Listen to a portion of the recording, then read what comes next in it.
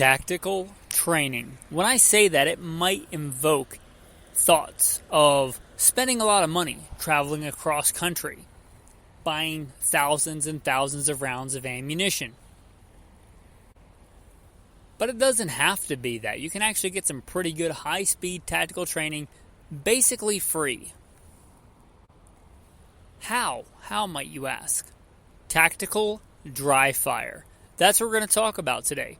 Welcome to Gunfighter Life, where we tackle this topic and, God willing, many more in the future the right way, with Almighty God at the center, biblical Judeo-Christian values, and real-world first-hand experience. Blessed with a background in military, law enforcement, private security contracting, competition shooting, firearms instruction. Blessed to be a state rifle and pistol champion a few times over. Blessed be the Lord my rock, who trains my hands for war and fingers for battle.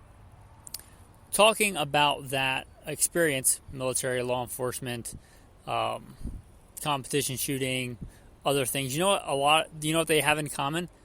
They all dry fire. Dry fire is absolutely important. It is more important than live fire. Now, obviously, you have to live fire to make sure your gun works, make sure your gun is zeroed, make sure it's reliable, all those things. But once that's done to build skill, dry fire is actually more important than live fire. I will give you an example. It's been a while now, maybe almost a decade ago. I was doing a lot of competition shooting, and I was sent in the Army. I served in the Marine Corps and the Army. When I was in the Army, they sent me to a school in Arkansas. And this base would not allow us to have personal weapons. And it wasn't a school where we used weapons, so I had no weapons allowed on base. And I was stuck there for, I forget how long the school was, but it was a while. It wasn't like a 1 week school. I was there for quite a while, and with no weapons. So I bought some cheap airsoft guns without any airsoft ammunition or anything, or like a BB gun, something that was not a real gun that I could have. And I dry fired a bunch. And then the day after I got out of that school was a big competition. It was actually a national competition that I had qualified for because I won the state level, and I went to it wasn't national, it was regional. So it's your state level and then your regional level. So you had the different regions. There's probably 3 or 4 regions, and then you went to nationals. So I had won the state championship, which put me into regionals. And I had 1 day from when I graduated class, flew in, and then I had the regional championship or regional match. I went, and by God's grace, I won that. So I was the West Coast regional champion, all the way from Montana west over, down to Mexico and up to Alaska, that whole region. And I was blessed to win that. And I was only dry firing that entire time. Dry fire. So dry fire absolutely does work for training. I don't say that to brag. I say that because I was blessed that God gave me those talents and abilities. But it shows the point that dry fire absolutely is effective for skill building. And I will tell you one thing, all the good competition shooters that I know, one thing I know they all have in common, they all dry fire. We dry fired in the military, even during the war. Sometimes we were somewhere where we couldn't live fire safely, but we could still get out and dry fire, and we did. Even in wartime, right? Don't think that it's just some beginner baby skill. It is absolutely a crucial skill, whatever skill level you are at. Now, dry fire, I'm here to tell you, can get monotonous. That's why I'm talking about this today. I have not gotten a lot of sleep the last couple of days. I'm currently, working as a private security contractor, and with everything going on here and abroad, as you might imagine, I'm working a lot. And not getting the best sleep. I'm a little worn out, to be honest with you. But I still try and dry fire every day except for Sabbath. And it can get a little monotonous, which got me thinking about this episode. Dry firing day after day, week after week, month after month, year after year can get a bit monotonous. Now, the core of your dry fire absolutely should be the fundamentals: stance, grip, sight alignment, sight picture, trigger control, maybe breath control, depending on what kind of shooting you're doing. The draw, the basics. That should be the bulk, the bread and butter of your practice. But once you're at a decent skill level, and I thought about this for the episode, how to quantify this. I would say once you can shoot a decent group at 25 yards with your handgun, if we're talking handgun, you can shoot a decent group at 25 yards. Like, you're not struggling to hit the silhouette. And I'm not talking about on a really good day when you just got done practicing and you do that at the end. I mean like cold, on demand, on a bad day when you've gotten 3 hours of sleep and you've got a head cold and you just found out you got a big builder you didn't know about and you're thinking about a bunch of stuff. Like, on that day, you can walk up to the line and shoot a decent group with your handgun at 25 yards.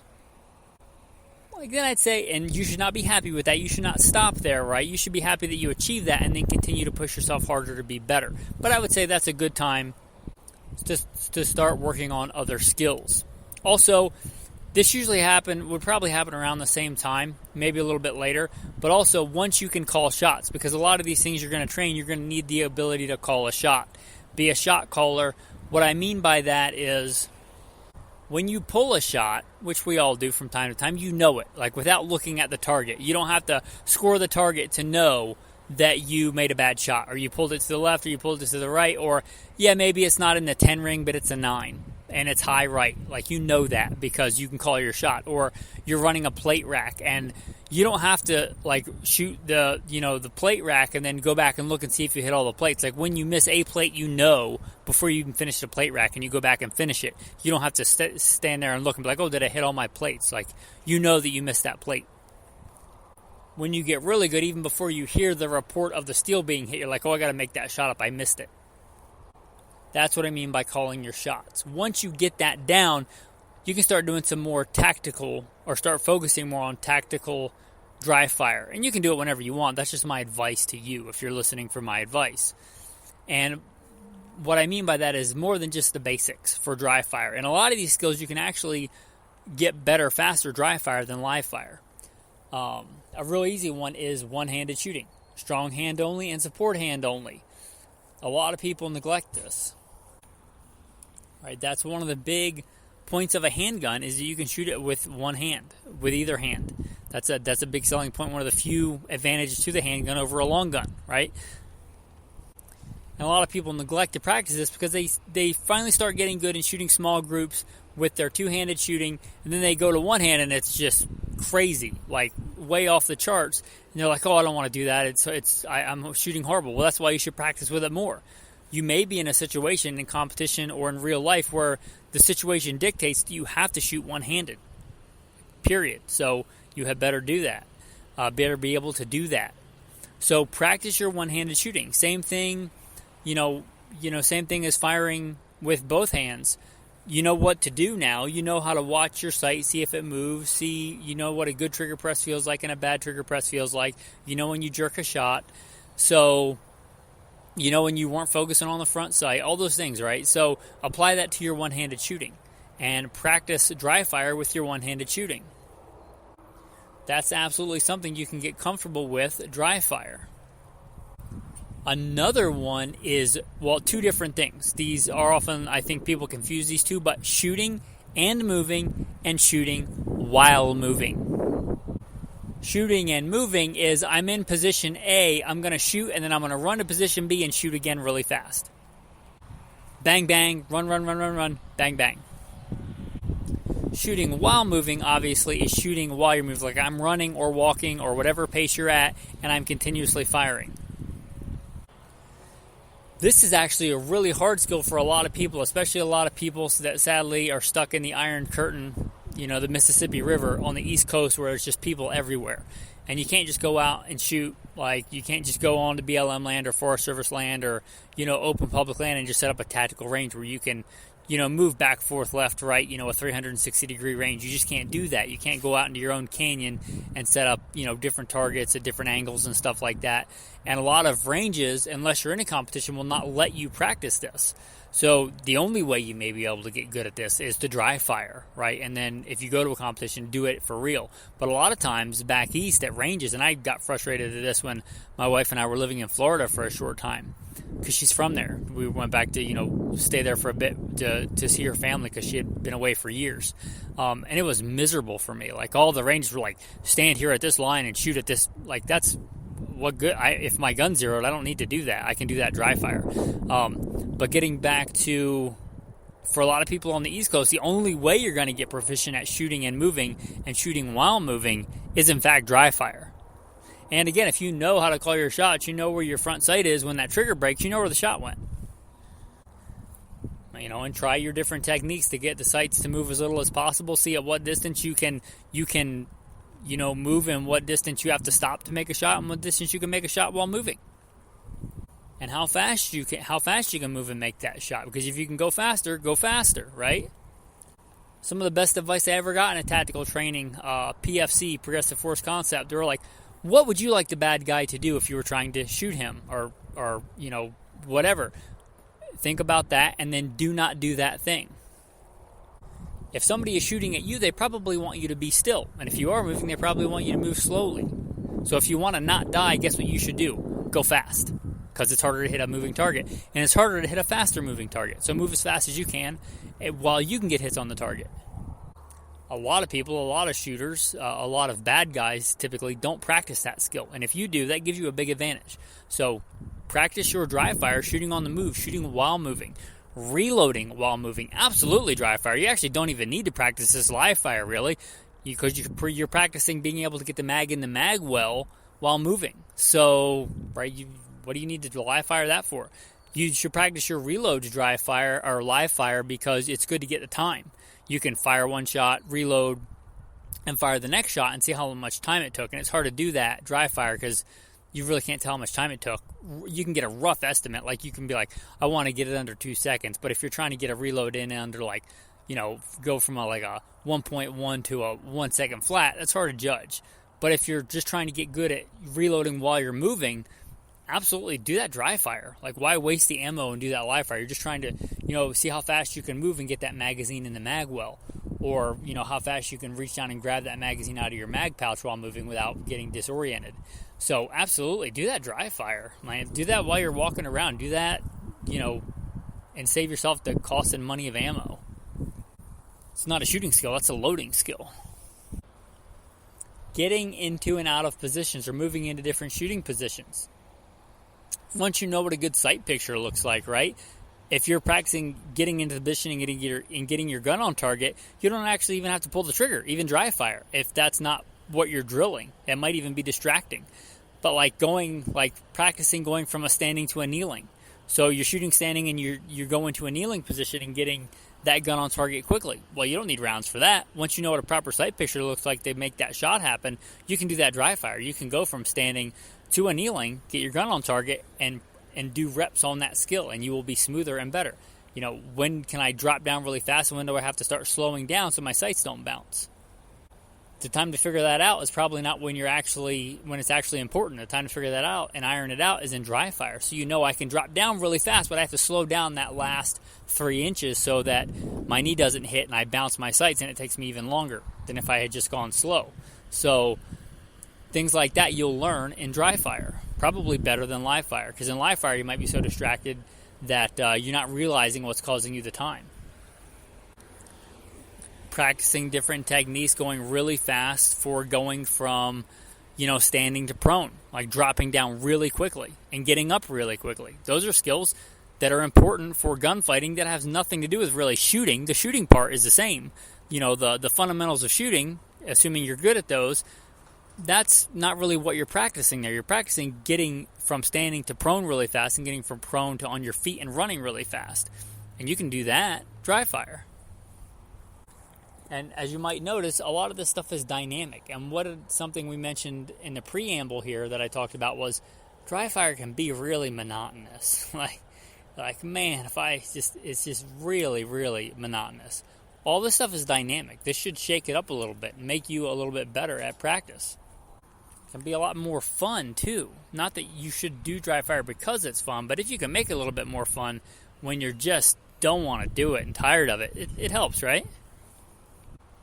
Malfunctions. Some of these are easier to do, I'll be honest, with live rounds, but with dummy rounds, you can do a lot of your malfunction drills, and if you have limited amount of time on the range, like you only get to the range once a week, then, why, probably, unless you just get malfunctions, then obviously you clear them in live fire. But if you're trying to practice malfunction clearing, probably do that in Dryfire and don't waste a big chunk of your range session on that.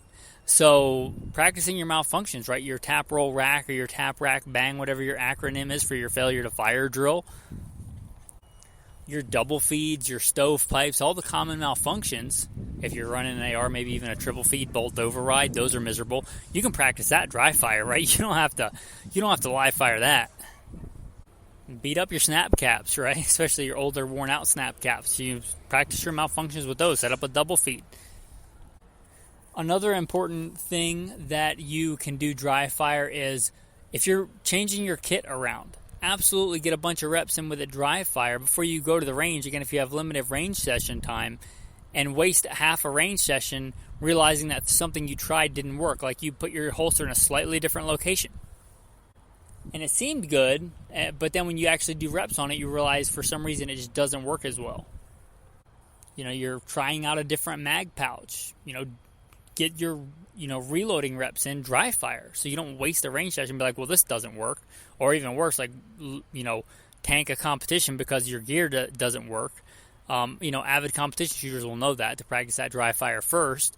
But, if you're not there yet, practice that Dryfire. If you're trying a different EDC setup, heck, if you're trying a different EDC knife, like I'm a big proponent of carry a full-size fighting handgun on your hip like a man, day to day, conceal carry, whatever, on duty, off duty, carry a full-size fighting handgun. And I'm a big proponent of carrying a fixed blade knife on your belt like a man.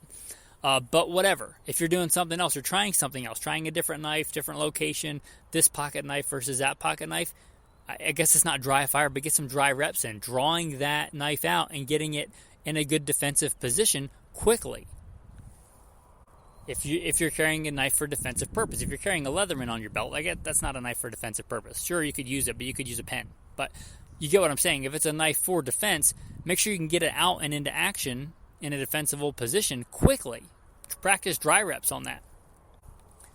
You can also practice that in conjunction if you know your techniques for hand-to-hand combat in conjunction with your handgun or your long gun, right? How to use a knife in those situations. And that's a hard thing to describe in audio long-form format, but there's techniques for that. Well, dry rep those. Also, because this one, it's kind of hard to live fire. You should do it every once in a while, but your extreme close quarter stuff, like inside one arm's length kind of shooting, you can dry fire that all day long. Practicing your shooting from retention. Practicing your shooting from in close to the body with mechanical advantage so your gun's not taken away. Practicing, when you're entering a room, you bring the gun into your body when you're going through a doorway and you punch it back out once you realize it's clear so people can't grab your gun and take it away from you. Well, you can do that dry reps, right? You can practice going through doorways, dry reps. Right, ask anybody, ask any Marine during the GWAT or whatever. I was a urban warfare instructor for the United States Marine Corps. We had those guys do tons of dry reps without live ammunition, going into and out of rooms, going into and out of doorways, all that kind of stuff. Why? Because that technique doesn't actually require you firing rounds. You're not practicing the marksmanship. You're practicing the technique of, every time I approach a door, the gun gets sucked into my body so it doesn't get grabbed by an opponent and taken away and I get shot with my own gun. Well, you do that and you do it in dry reps till it's second nature. Like I'm going through a doorway, my gun comes in close to my body. I go out and the gun goes farther away. Right? That's just a natural movement once you've done it enough dry reps. You don't have to think about it because when you're getting shot at, you're probably not thinking about that. You're probably thinking about staying alive and getting hits on target. So absolutely, you can do that in Dryfire. So Dryfire training doesn't have to be so dry. It can be a little bit colorful. It can be a little bit fun and exciting and tactical. You can do tactical Dryfire. I hope that this was a useful episode, guys. I hope you get good information out of this podcast. That's why I do it, right? I do it to help serve you guys. If you like this podcast, maybe you know somebody else that would like it. Please share it.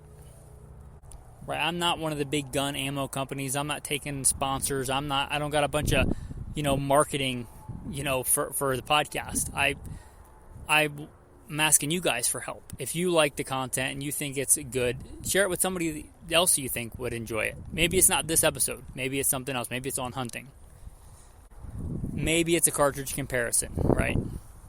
Maybe it's somebody you know that really loves Glocks, and you know that I don't love Glocks, and you want to share one of the Glock episodes with them just to make them mad. Maybe, all in good fun, right? Like as a joke, like not to actually make them angry or upset, because it's just, Glocks are fine. They work. They go bang, right? The bare minimum. So maybe you want to share one of those episodes with them. Make them maybe think about, maybe there's something out there better than a Glock. But if you want to share one, please share an episode. It, helps somebody else discover the podcast.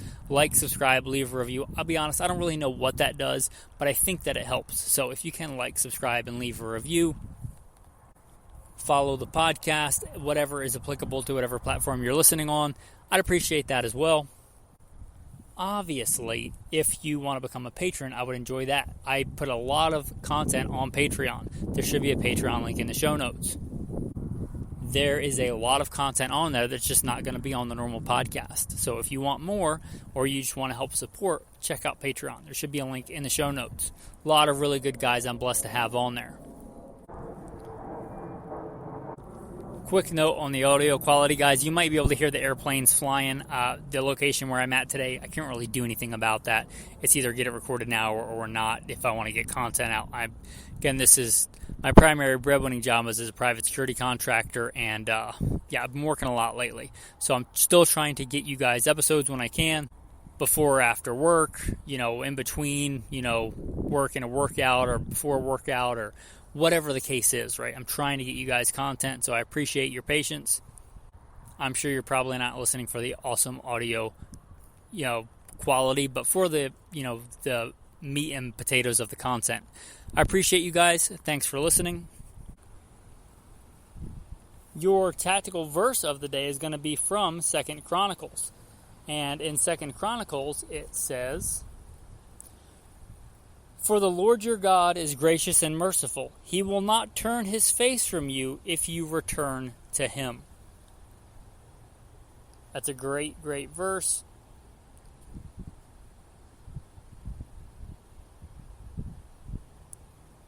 I appreciate you guys listening, and have a blessed day.